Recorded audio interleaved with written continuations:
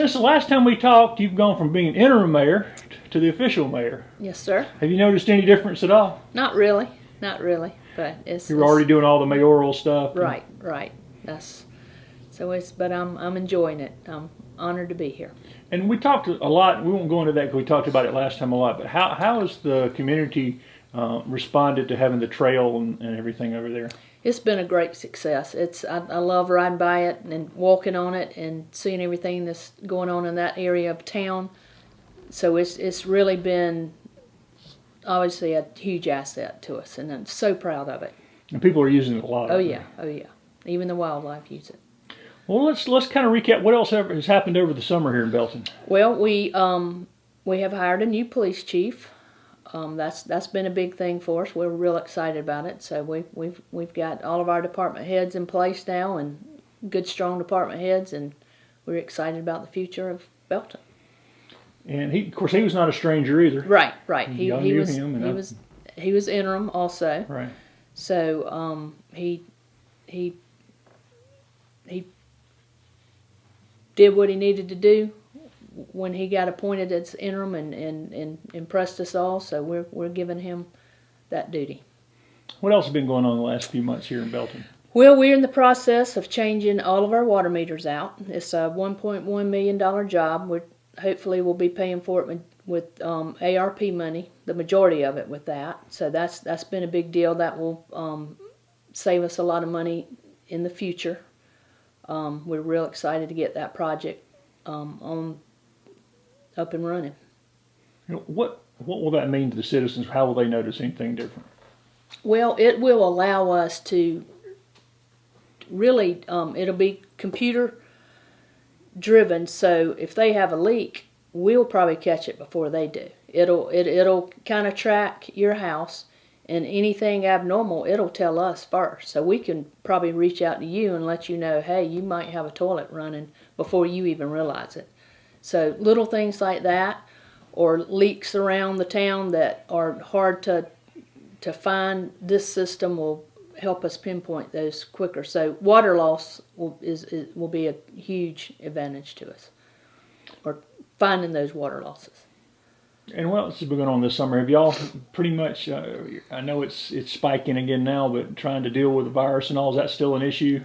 We have been very lucky as far as our employees here in the city. We have not been hit. I think we've maybe had one employee, and we're fortunate with that. It's, our numbers are a little bit skewed, I think, when you get your 29627 numbers, because there's 18,000 that live under the 29627 zip code, but the city is actually, about 4,800 people. So it's hard to know if it's actually in the city or not. It is, but the exact number is hard to pinpoint from that. But just from the community, it is there, but nothing's had to be shut down that I know of locally. Of course, City Hall has not had to shut down, so right now I think we're doing okay.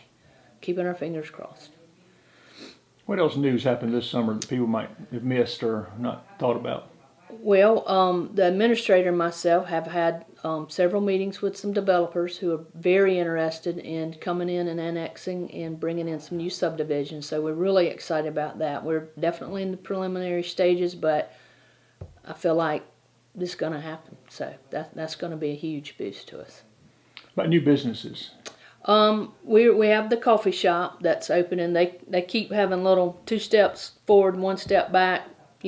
Fortunately it's not 1 and 2 back, but they're trying to get there. We've got that one started. We've had 2 recent ribbon cuttings, hair salon product retail store over behind Hardy's. She opened Jess Fit Club. She does protein shakes and those protein waffles and Zumba classes. She recently had a ribbon cutting, so we've had a few openings. Wasn't there some kind of company that made auto parts or something? Well, that's Parts Box. They don't make them, but they tear they down. Find them, yeah. Right. The high-end vehicles. They're up and running. Just tell me a little bit about there's another auto company that refits auto something. Explain that to me. Yes, it's Parts Box, and what they do is the best I can understand it. is they have high-end vehicles come in, like Lamborghinis, that have been, by insurance purposes, written off. So they ship them here, they strip them down to just parts, and then they store them in their warehouse, and if somebody in New York or wherever needs a part to a Lamborghini, they can have it shipped there. So the parts are good, the whole vehicle is not, but as the parts are. So it's pretty interesting business. Yeah, you wouldn't think if you were in New York and had a Lamborghini, you'd be getting in touch with Belton to get something fixed. So that's we're excited to have them here. So they're slowly expanding, and they're up and running. Our facade grant program that we've had running, we've had 8 applicants so far, and that's going really well. And still open to have a few more in if they're out there, but 8 will be a good lick for downtown. Get the storefronts fresh and ready. So we're excited about that. The fall sports are going on through the rec department. We have girls volleyball, which is kind of unique to a small town, able to do that because of the rec center. Football and soccer. So those are all up and running, and games should start next week. Did the census tell y'all anything? I mean, I know it's still unofficial, but Not yet. Not that I've been given. Anything else over the summer people might have?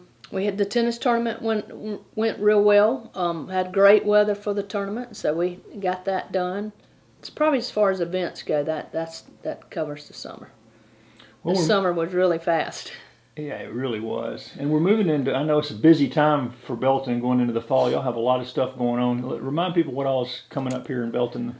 Well, our big event coming up is the Standpipe Festival, which includes several different things. The kickoff for the Standpipe Festival will be September 25th at the Art Center. They have their annual juried art show, which is an outstanding art show, and they'll have a reception at 7 o'clock. It's really nice, and then the show will continue through November the 5th. And then on October the 1st, our Heritage Days at the museum will be there. They have the artisans and the historical reenactors. Typically that day is for the school students to come and see, and they will not be able to come again this year in person, but they're going to do it virtually. And then it'll be open to the public, of course, on the day of the Standpipe Festival. And then that day is full of fun.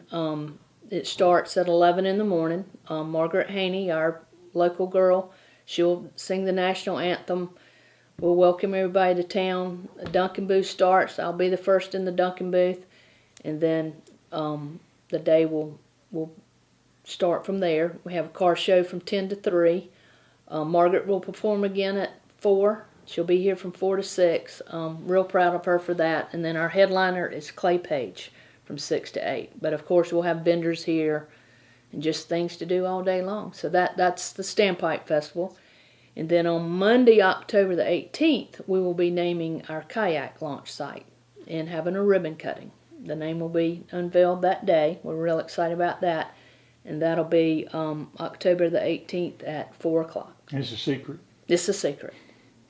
But I think everybody will Is it named like after somebody you know? Maybe. Maybe not. So it's a secret. It's a secret. Well, as always, our nonprofits are always busy doing events and having fun things for the town to do. And the museum will be having a ghost walk on October the 28th at 6 o'clock. That's always been a lot of fun. And then our art center is having a holiday market on November the 18th. And it's uptown, and they just invite all kinds of vendors and crafters in, and it's a great place to Christmas shop. Food, all kinds of things. So they're busy with that. And any updates on the South Carolina Museum of Natural History, or are they still looking for a site? We have not given, I think they are. I have not been given a report on that as of late. So then moving ahead, I guess the next thing is Christmas parade. When's the Christmas parade in Belton this year? Parade on December the 4th, probably around 3:30, and getting ready for that too. Gosh, hard to believe we're talking about Christmas, but it's here. So now that everything's up and running, if people want to keep up with all this, y'all are keeping, is it website, Facebook, where's the best place for people to keep up with Belton? Probably Facebook and website. I mean, we hit both of them. We know not everybody does Facebook, so we try and get as much information as we can on both sites.